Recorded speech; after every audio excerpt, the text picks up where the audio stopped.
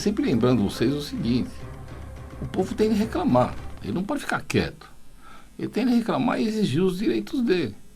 O povo, que somos nós, pagamos impostos diretos e indiretos. Mantemos toda essa turma lá de políticos que estão lá assanhados para pegar cargos de novo e para se reeleger. Mas, na verdade, a gente só é lembrado na época da eleição. E a gente tem que reclamar. A primeira coisa que eu estava vendo hoje aqui são os preços. Você vai no supermercado, são preços abusivos que você vê lá. Aumentou 30% lá a linguiça, aumentou 20% lá o óleo. E parece que eles estão assim numa ganância de querer extorquir do povo que não tem. Então vamos imaginar o seguinte: é evidente que com essa carestia, com essa pandemia, com essa doença, as coisas todas, metade daqueles que compravam no supermercado não estão comprando mais. Ou se não, os cartões de crédito deles venceram e não foram atualizados, eles não têm aquele poder de compra. Então o coitado que vai lá, aquele infeliz que precisa comprar lá, ele vai ter que pagar aquele preço absurdo que você vê lá e não tem cabimento. Eu já vi o Procon fechar muitos supermercados, já vi. Mas está em você reclamar isso daí. Você tem que reclamar. Você tem que pegar o comparativo do mês anterior e desse, o mesmo mercadoria, e chamar o Procon lá. Se todo mundo fizer isso, o que vai acontecer? Os supermercados vão fechar, vão ser interditados, vão tomar multa e vão se regulamentar para não extorquir. E o que eu noto é o seguinte: quanto menor o supermercado, mais caro eles cobram. Então, às vezes você cai na desgraça de chegar num lugar lá e pegar um monte de coisa que está super faturado. E eu já comprei até leite estragado. Então não dá para entender o que esses caras querem. Eles querem um lucro desmedido. Vocês sabem como é que vocês fazem quando você pega um produto na linha lá e está invalidado? Sabe o que eles fazem? Eles falam que você que trocou, que não é aquele produto, que não é falha deles. Então são muito safados. Outra coisa que vocês têm que prestar atenção: nenhum supermercado faz milagre. Quando você entra na porta dele lá, que tá, o leite está mais barato, o açúcar também está, o feijão, o arroz, você tem que ver o tempo de validade. Se o tempo de validade é para amanhã, é evidente que amanhã ele vai jogar fora. Então ele abaixa lá 10%, 15% o preço para você, você compra e já põe na prateleira, quando você vai ver está vencido. E esses não dá para tomar, nem para comer. Então eles não têm a mínima sensatez. É evidente que um produto que está para vencer tem de ser descartado por eles. E eles não podem vender no último dia. Você não vai comer naquele dia tudo aquilo que você está comprando. E depois é triste chegar em casa lá e tua mulher falar: essas porcarias que você comprou, vou jogar no lixo. As crianças vão comer isso daqui? E os leites que eles colocam de oferta lá e você vai ver, tá, para amanhã vai vencer lá, ficou 6 meses na prateleira e está tudo coalhado. Como é que você vai trocar isso daí? E as melancia podres que você compra lá, paga uma nota, leva para casa, quando você vai abrir, tá cheio de bicho lá, cheio de água. Então o que eu acho de verdade, sabe, Luciana Oliveira, é que o povo não reclama. Se eu comprasse uma mercadoria vencida no supermercado e chamasse a polícia, é evidente que os outros iam ver, mesmo que eles tenham uma saída que fala que você trocou, fala que foi um engano. Pô, há 10 pessoas fazendo isso, vai fechar aquela porcaria, ou eles vão tomar uma multa e começar a se responsabilizar. Será que a gente tem de sofrer tanto assim? Outra coisa, a linguiça subiu 30%, a carne subiu 30%. Você sabe por quê, não? É porque os chineses estão comprando tudo. O dinheiro da gente é o quilo agora, não é mais o nosso dinheiro, é o quilo, não vale nada.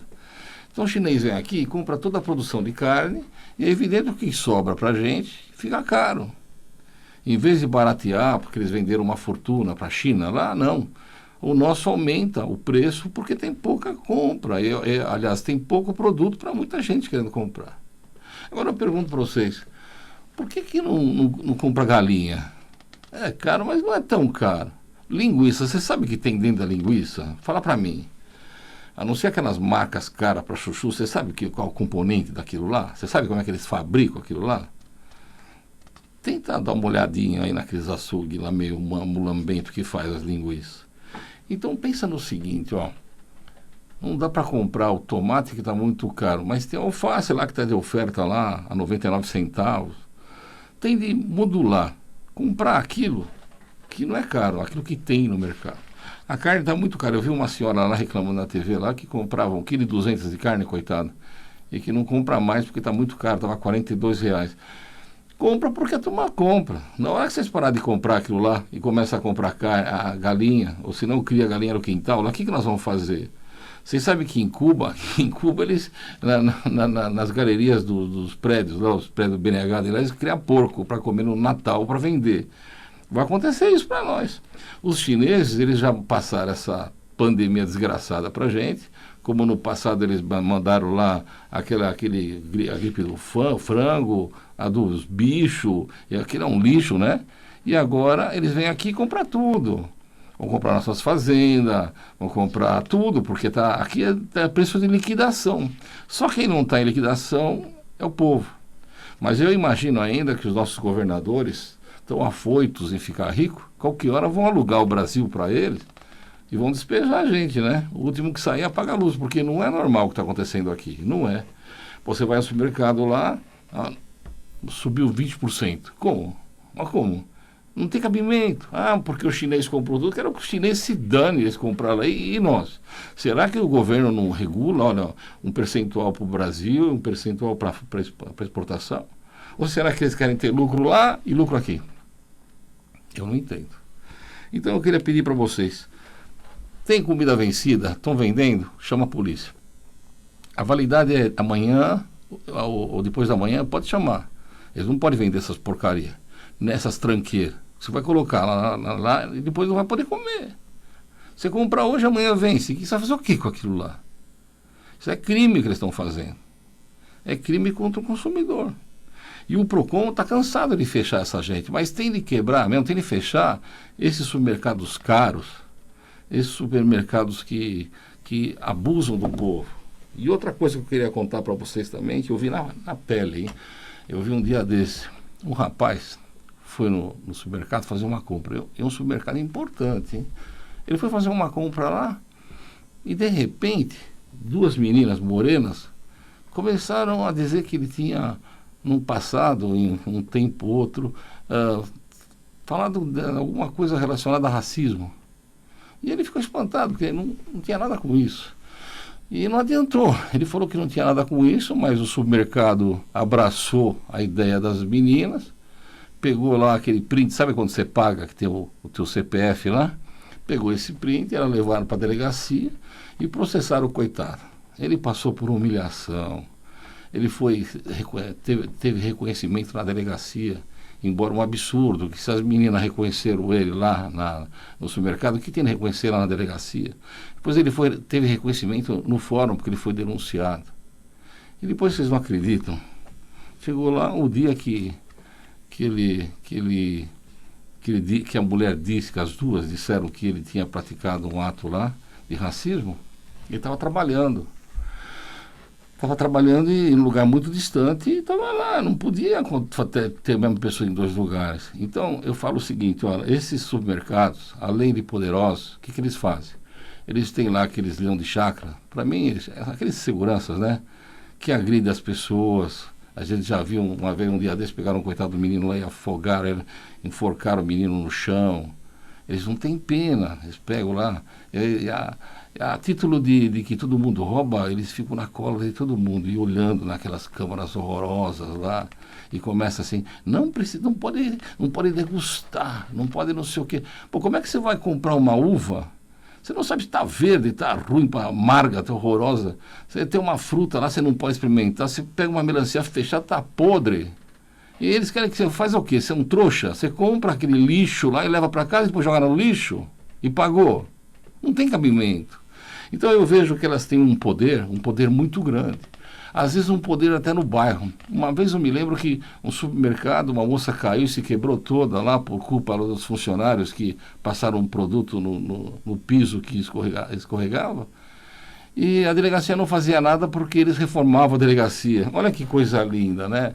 Então, essa gente, eles têm tanto poder econômico que eles vão se enfronhando no bairro e vão ajudando, sabe assim? Como é que uma delegacia vai para cima de um supermercado se ela que faz a manutenção da delegacia, que pinta, que arruma, é evidente que já devia ter uma corregedoria, que devia cercear esse tipo de situação horrorosa, mas não tem aqui no Brasil.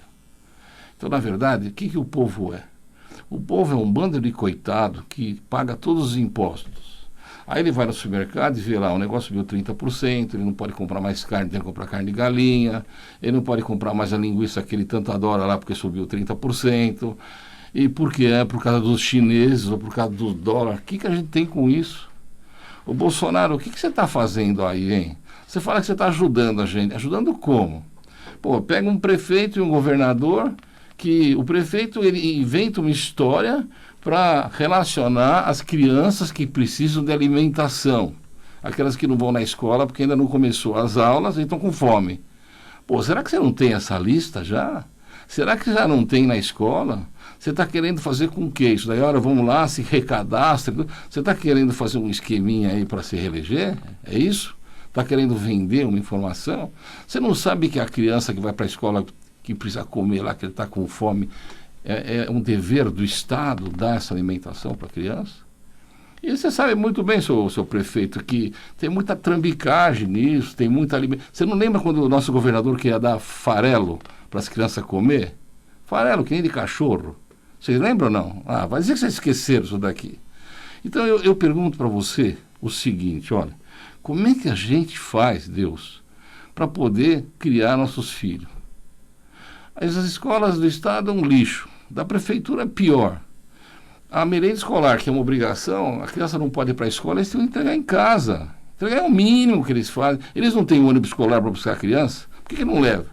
Para que eu tenho de me relacionar numa lista interminável que de repente começa a não funcionar, que nem no tempo da Dilma lá, que você se inscreve e não consegue nada, e a criança passando fome, e ele querendo fazer política sobre isso? E o governador, na época que ele queria dar de comer para os cachorros, a comida, ração para a criança, queria ver os filhos dele comendo. E a tristeza da gente em ver que estão fechando os hospitais, esses hospitais de campanha. Eu pergunto para vocês, acabou a pandemia? Não tem mais ninguém morrendo de pandemia? Agora chega? E vocês sabem que eles têm lá não sei quantos leitos em UTI, pagam uma verdadeiras fortunas para hospitais particulares sem usar?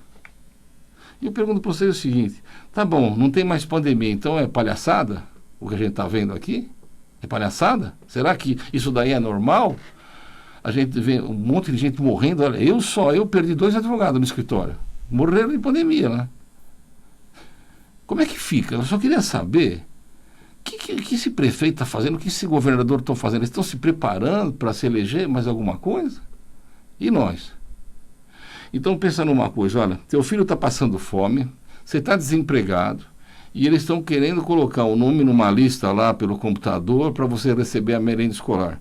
É evidente que se você não tem computador, não tem nem internet, porque já cortaram tudo que você tem, e nem aparelho você tem que chamar a polícia, né? Seria o caso, né? Tem de ir na mídia, tem de fazer alguma coisa, tem de ir na porta da prefeitura. Ô, seu prefeito, que história é essa? A alimentação para as crianças é uma obrigação.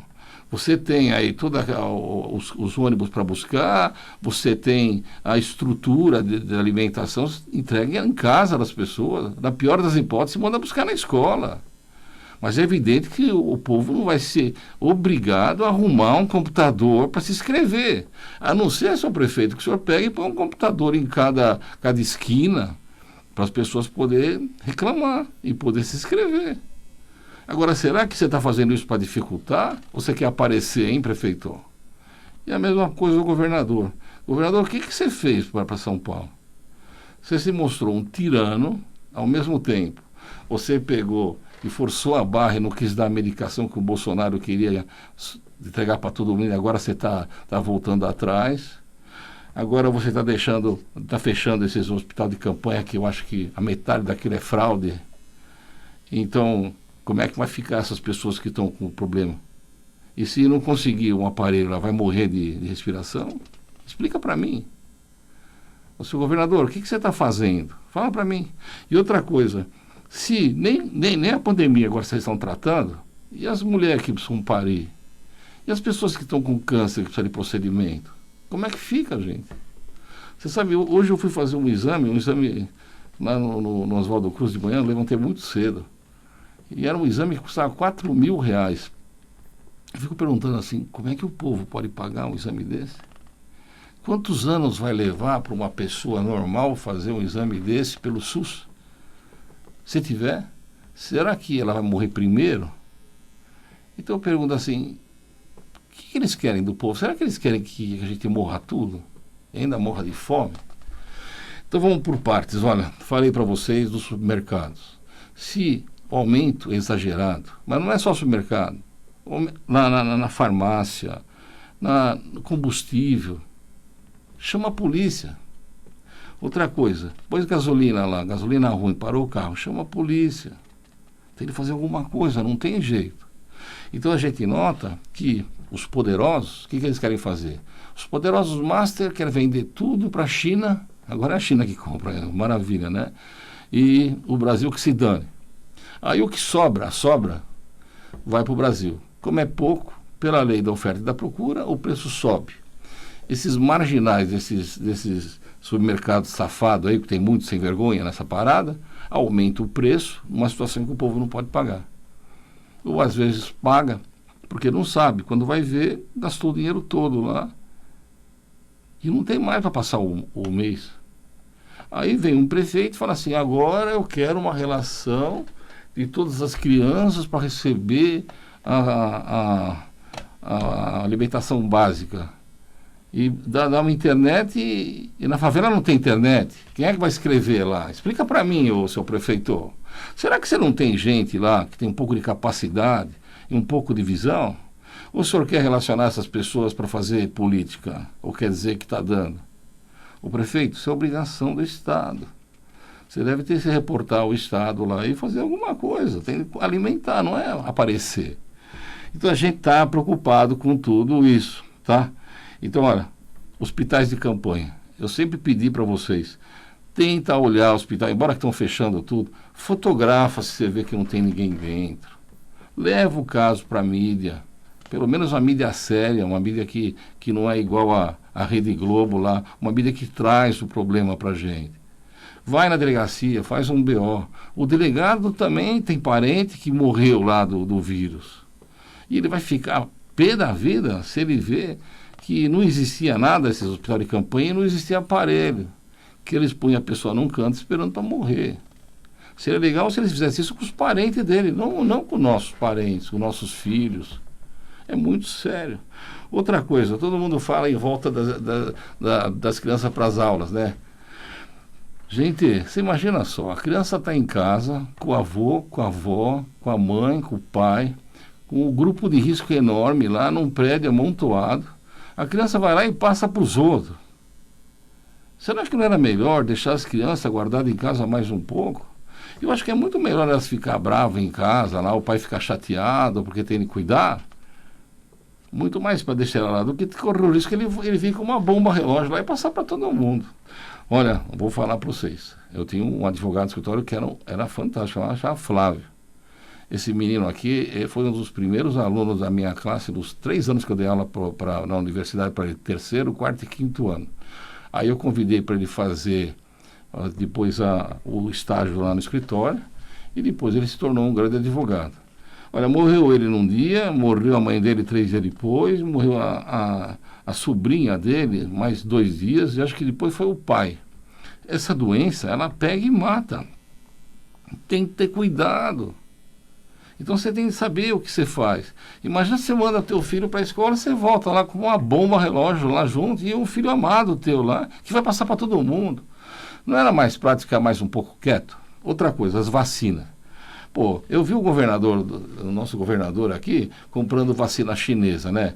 Então eu pensei assim, esse cara para mim é louco, porque chinês, ele fabrica Rolex, que um Rolex custa R$ 3.000, o Rolex chinês custa R$ 70. Só que a primeira chuva que der, desmonta, né? Imagina uma vacina chinesa. Aí ele se apresentou lá, uma coitada, uma moça tomando a vacina, mas todo mundo tem dúvida se ela tomou, porque eles não deixam ver direito na hora da aplicação. Ele comprou essa vacina chinesa antes do carnaval. Ou seja, ele sabia que vinha a pandemia e já comprou vacina que não tem garantia nenhuma. Uma vacina séria aqui, agora de manhã, eu não sei quem falou lá, dizendo que em janeiro já tínhamos para a gente usar, que ela vem de Oxford, e é um negócio fechado junto com o laboratório brasileiro aqui. A tristeza é que suspenderam tudo porque deu problema. Então a gente nota o seguinte, olha, ainda a gente não tem vacina. Vocês entendem o que eu estou falando? Não tem.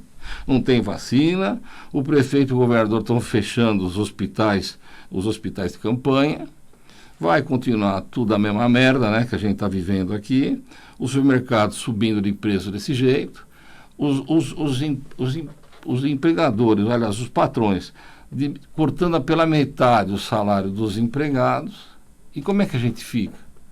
Nós vamos ter o quê, então? As crianças vão passar de ano assim por dádiva de Deus, tá? Não vão saber nada direito, vão passar fome porque o prefeito quer escalonar elas tudo por escrito, quer relacionar essas crianças todas aqui por computador, e a metade do povo brasileiro não tem nem energia direito. Como é que ele vai ter um computador para se inscrever?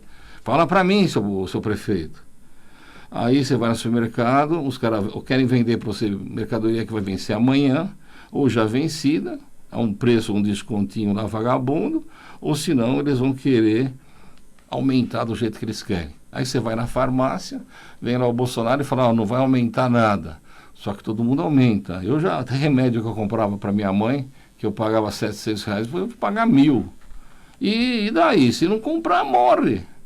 E vamos lá, vocês sabem que tem uma farmácia do povo que dá o remédio de graça. Vocês sabem disso, não sabem? Mas dependendo do remédio, agora na segunda fase do programa, eu vou ensinar para vocês como é que faz, porque o medo da gente é que a farmácia do povo não forneça o remédio e vocês morram. Vamos imaginar, você passa por um transplante, espera numa fila desgraçada até chegar a tua vez, aí faz o transplante, aí você fica toda feliz. Aí o remédio custa R$2.500 por semana, você não tem para pagar. O Estado atrasa na entrega ou não tem para entregar, você morre. Será que é justo isso? Na segunda parte do programa a gente vai falar isso aí. Um abração para todos. Na segunda parte do programa aqui, a Suzana Bolso está falando que o prefeito está dando R$50 de ajuda para cada criança. A Suzana é São Paulo, escolas da Prefeitura e Estado. Minha amiga falou que é R$50 e poucos reais. Olha, seu prefeito, você dá R$50 para cada criança, a gente não está pedindo esmola. É obrigação do Estado e da Prefeitura alimentar as crianças que estão estudando ou precisam da alimentação para viver. Isso é uma obrigação sua. Dá R$50, olha, vamos imaginar, quanto custa um litro de leite? Deve custar uns R$4, né? Então, dá para comprar 12 litros de leite e o resto? A criança precisa comer, ela precisa de feijão, ela precisa de arroz, ela precisa de carne. Se não tem carne porque está muito caro, o seu prefeito compra frango. Você não acha que era legal? Dá ovos para a criança, omelete. Será que é justo o que você está fazendo? Prefeito, você já está com um pé na cova, né? Fala sério, né? Eu não sei para que você está guardando tanto dinheiro aí e fazendo tanto trambique, mas pensa numa coisa, como é que você vai chegar lá quando você enfrentar Deus de frente a frente, ele falar para você assim, e as crianças que estão passando fome na escola? E você que inventou essa história de não tem nem computador, não tem nem internet, não tem nem energia, como é que fica? Explica para mim, só para mim entender. Será que é isso que você quer mesmo? O governador queria dar ração quando ele entrou lá. Por que não dá para os filhos dele e põe na TV para comer? Não era ideal. Você dá, meus filhos comem ração. Eu achava lindo. Inclusive lá em Campos de Jordão, na vila deles. Mas não o povo. O povo precisa comida. E vamos lá, seu prefeito, pega o PROCON, manda fechar tudo esse supermercado, ou multa eles num preço que eles vão achar mais barato. Vender a mercadoria para o povo num preço justo do que dançar. O que eu aconselho o senhor, duvido que você vai fazer, né? Porque você é muito politiqueiro, era colocar um fiscal em cada supermercado. E fica lá. Primeiro que vocês vão fiscalizar quanto vai entrar, né? Porque nem tudo que aquilo lá entra por dentro. E depois vocês vão ver as barbaridades que eles fazem. Vai no interior. Olha, eu vou para Mariporã. Eu tenho um menino que trabalhava dentro do supermercado lá, que dá nojo. Você passa no supermercado assim, você não acredita que aquilo é supermercado. Mas como é o único que tem lá, pertinho lá do lugar, lá você tem que comprar lá.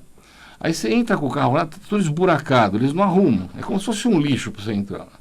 Ele contou que eles pegam, lá na quarta-feira lá, e pegam e trocam todas as datas do queijo, do morango, pega aqueles do morango estragado. Sabe quando você compra aquelas caixinhas de morango lá, custa R$ 5, do moranguinho tudo bonitinho em cima, embaixo tudo podre. Então, eles põem o morango em cima, muda a data de validade, faz um monte de crime. Aí pega a carne moída, que não pode, né?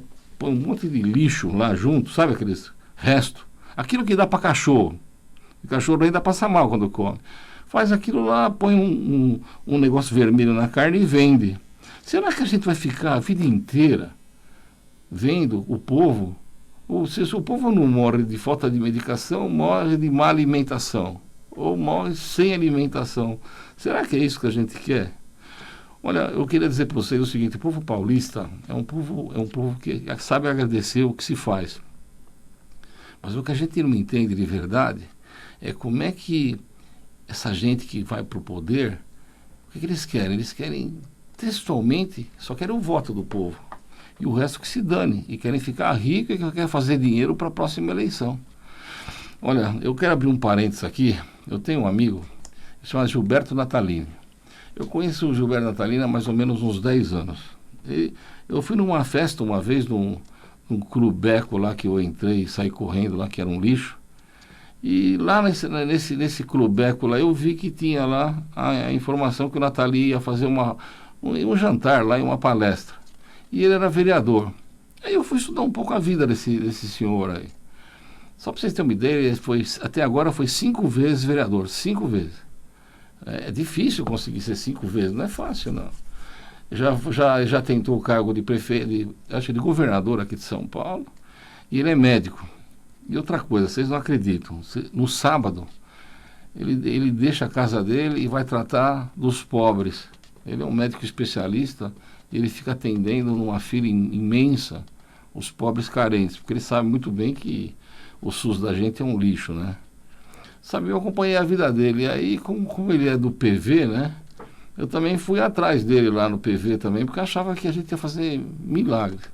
Eu fiquei sabendo que ele saiu fora do PV, escreveu uma carta lá dizendo os motivos pelo qual ele deixa o partido. Ele não quer mais ser vereador, está cansado de ver aqueles acertos, aquelas situações lá. Ele é um homem honesto e é uma perda para a gente. Quer dizer, ele já tem pouco lá, né?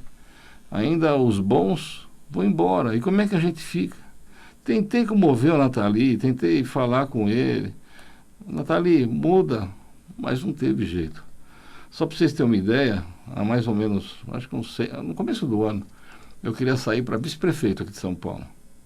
E ia ser legal, porque ia mostrar todos os buracos que tem na cidade, ia mostrar tudo que tem errado que tem por aqui, ia mostrar as crianças carentes com fome, ia entrar dentro dos hospitais, ia mostrar esses hospital de fachada que estão fazendo. Quer dizer, ia virar ou vice-prefeito ou até prefeito. E fui lá no partido, nesse Partido Verde. Pelo amor de Deus, que vergonha, que vergonha. É um lixo aquilo lá, é um lixo. Eu tenho vergonha daquilo lá. Eles, para você ser vice-prefeito ou prefeito, nem vou contar o que eles querem, sabe? Mas eu vou falar para você, é um lixo. Então eu digo o seguinte, Natali, é uma perda que a gente tem para o estado de São Paulo, para a cidade de São Paulo, a sua falta. Eu acho que você não devia deixar de ser vereador. Devia galgar para ser deputado ou para ser governador, porque você é um homem digno, é um homem sério. E não é justo o que está acontecendo aqui. É muito triste. Então eu fiquei sabendo que você deixou, estou muito triste com isso. Eu vou me desfiliar dessa porcaria desse partido também amanhã com a minha esposa. Eu vou dizer para vocês o seguinte, olha, quem quer consertar São Paulo vai ter de enfrentar muita coisa, porque a corrupção campeia aquilo tudo.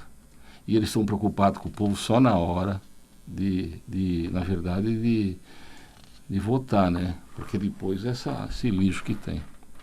Queria também dizer para vocês o seguinte, olha, coitado do povo que precisa de um tratamento, coitado de uma família que está com câncer, que precisa se tratar. Eu vi lá o meu caseiro lá, ele tá cego praticamente, lá com problema de catarata.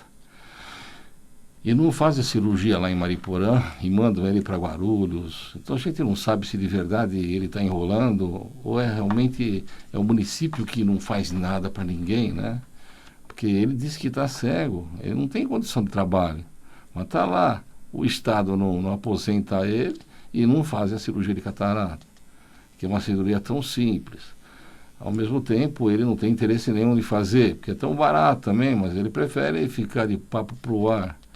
Aí a gente nota também que as pessoas que estão desesperadas, às vezes está com câncer, às vezes precisa fazer uma cirurgia, precisa tirar os nódulos, e ninguém faz nada. E a pessoa tem que ficar lá esperando a morte chegar.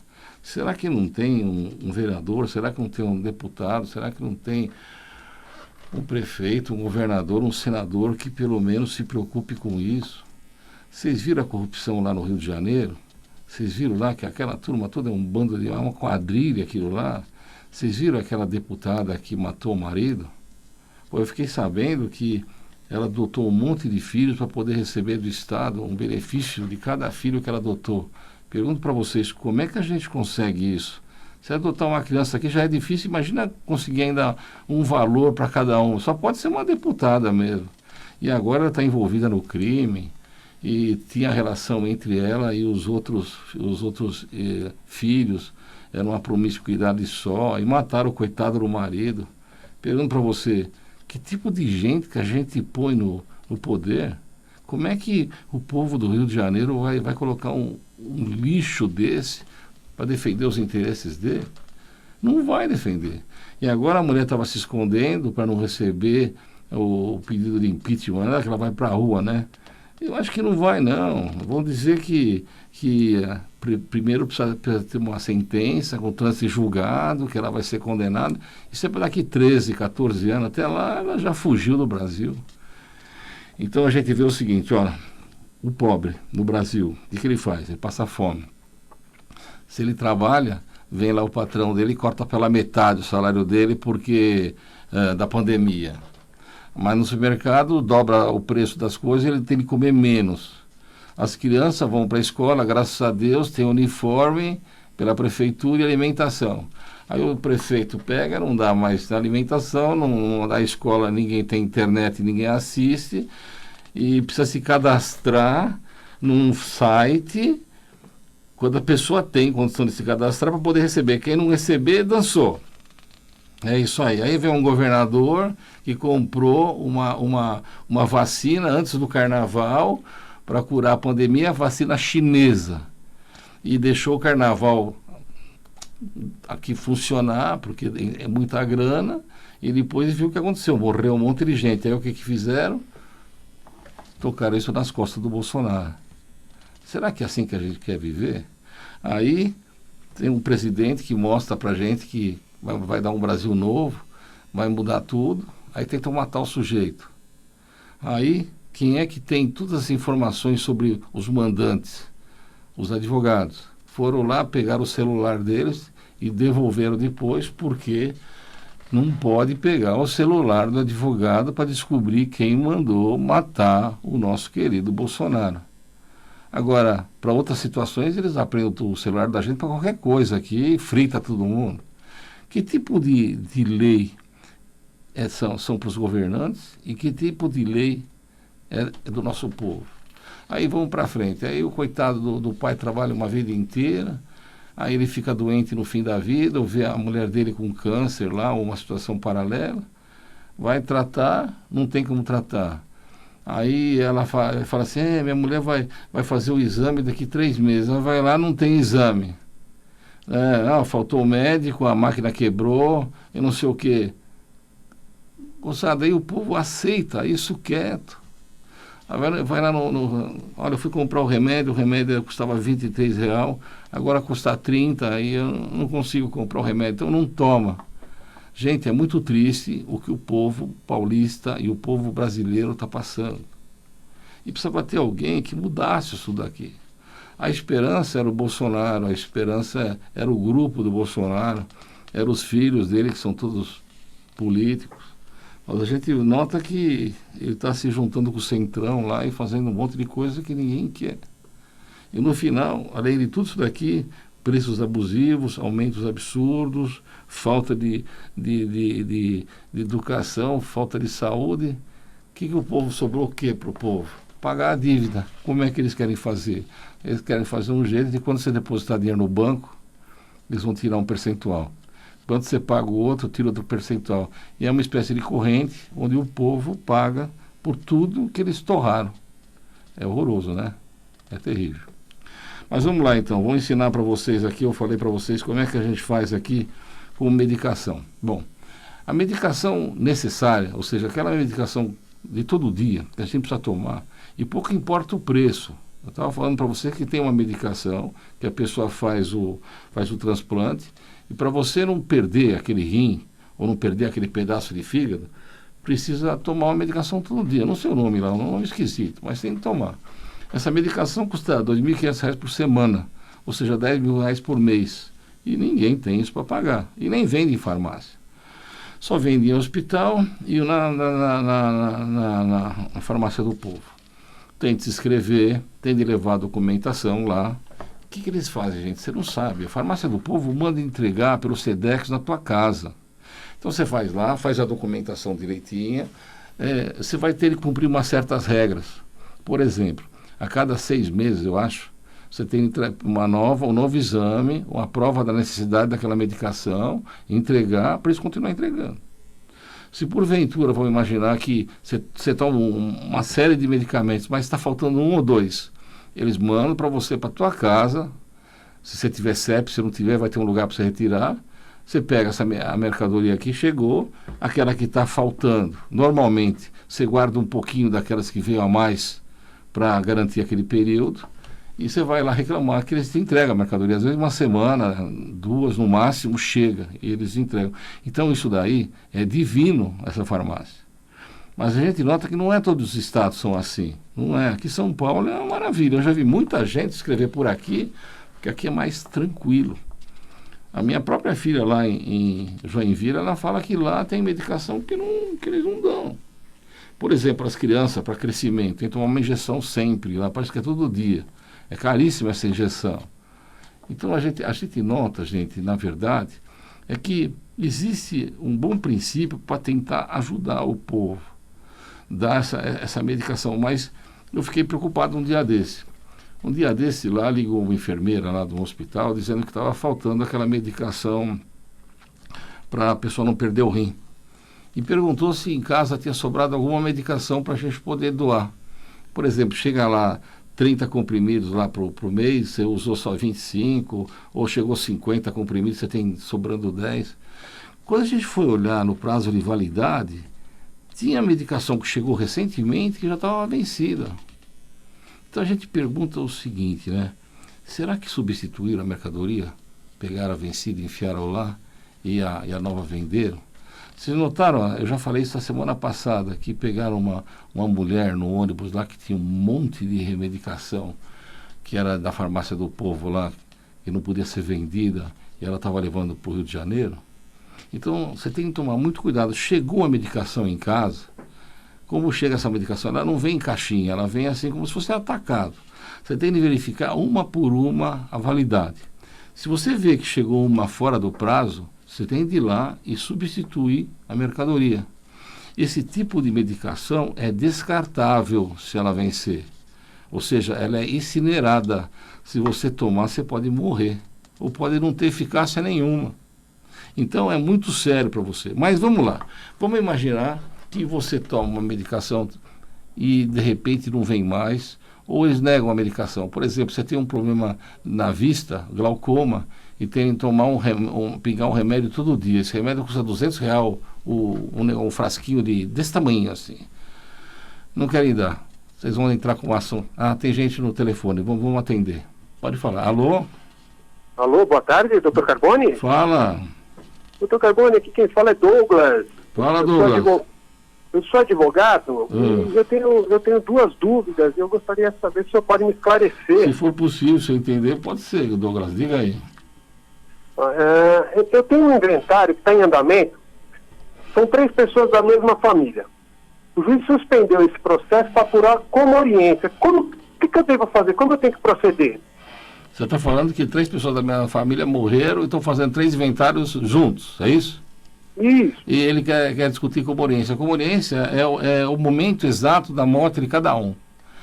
Se os 3, vamos imaginar assim, eles estavam os 3 num carro lá e o carro bate num outro carro lá e os 3 morrem.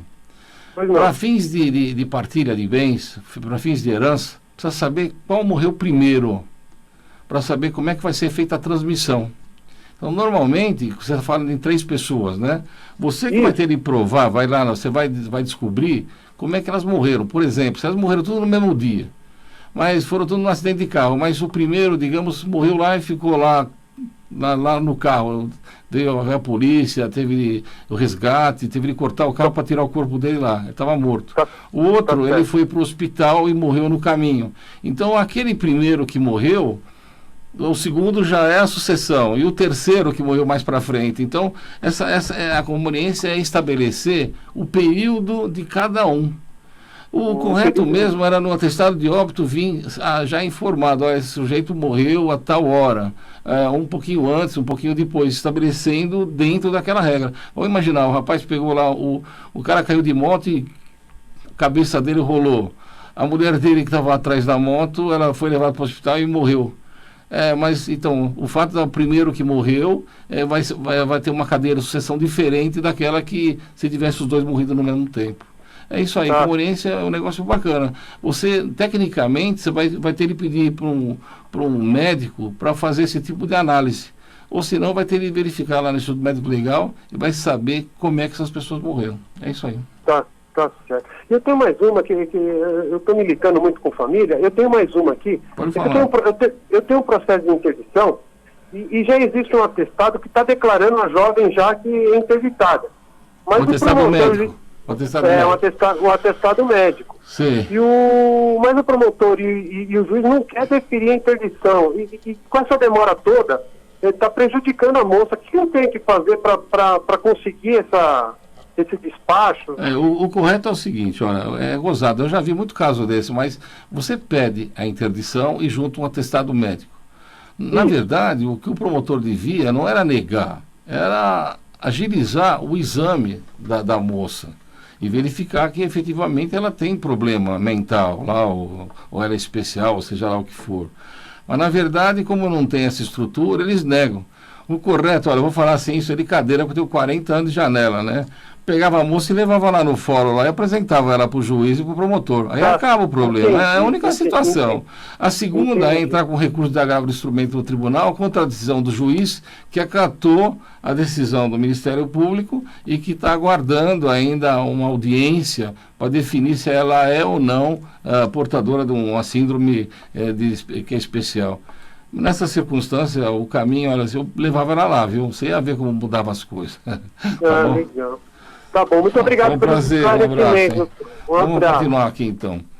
Dentro do sistema, gente, às vezes os advogados, assim, novos, eles têm dificuldade de estabelecer certas situações, mas, na verdade, é tudo fácil, não é difícil, não. E quando você não sabe, não tem vergonha, não. Pergunta para o advogado mais velho, ou se não, pergunta para o próprio juiz.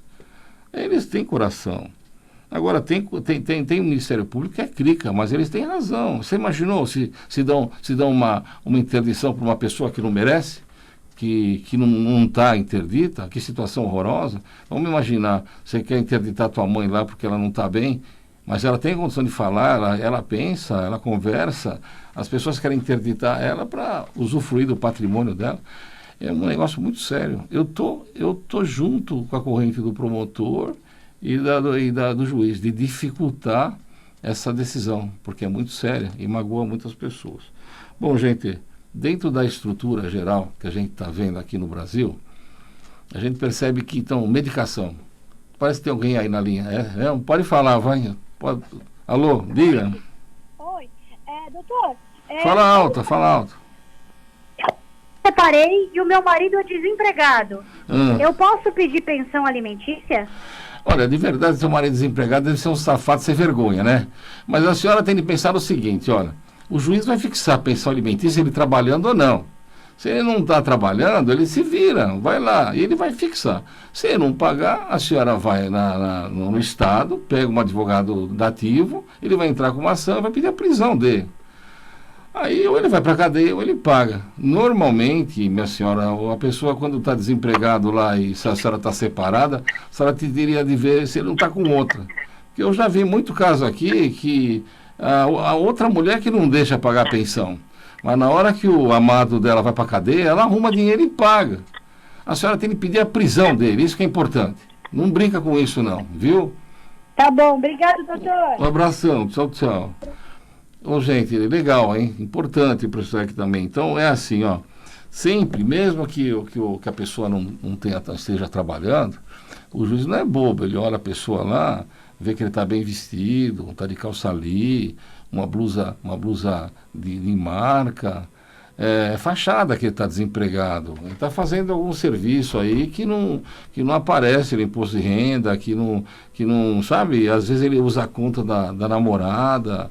Tem de dar um jeito. Aí o que o juiz faz? Se ele percebe que o cara está mentindo, ele vai ver qual é a necessidade da criança. Vamos imaginar que ela precisa de leite, ela precisa de um monte de coisa. Não é que nem os R$50 que a prefeitura dá aqui, não.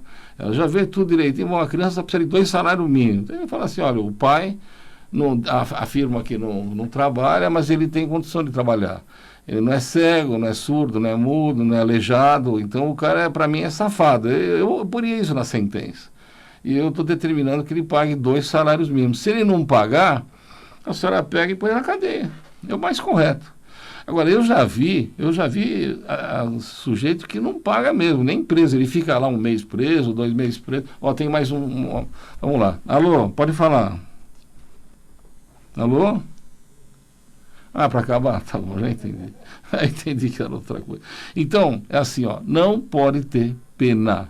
Ele não fez o filho? Fez, né? Agora ele alimenta. É problema dele, se vira. E não adianta ele pegar e arrumar uma namorada e passar tudo pro nome dela. Sabe por quê? Porque no final ele vai pagar por isso. Ele passando tudo que ele tem para a namorada dele, quando ele ficar mais velhinho, ela vai dar um pé na bunda dele e vai ficar na rua. Aí ele vai procurar os filhos, aqueles filhos que ele não alimentou, os filhos vão olhar para ele e falar, você não tem vergonha na cara? Agora você se vira. E põe ele num asilo de graça aí, espera ele morrer. Gente, não é que eu não gosto de marido, não, mas, olha, homem é uma vergonha. Ele sabe ganhar a mulher, sabe fazer ela se apaixonar, mete um monte de filho neles e depois, na velhice, eles estão lindos lá, ricos, poderosos, e a mulher que se dane. E no pior de tudo, vocês não sabem, às vezes a gente consegue alimentos importantes, um alimento que a mulher digna tem para poder sobreviver. Eles pagam 5, 6 meses, depois eles pegam e entram com uma ação, dizendo que eles não estão ganhando nada, que eles estão na miséria, conseguem uma liminar e frita a mulher lá, porque ela vai perder aquela condição que ela tinha. Então o que a gente tem de falar é o seguinte, ó, é bola para frente, que atrás vem gente. Quero mandar um abraço para todo mundo e quarta-feira eu estou aqui. E pergunta do Dr. Carbone. Um abração.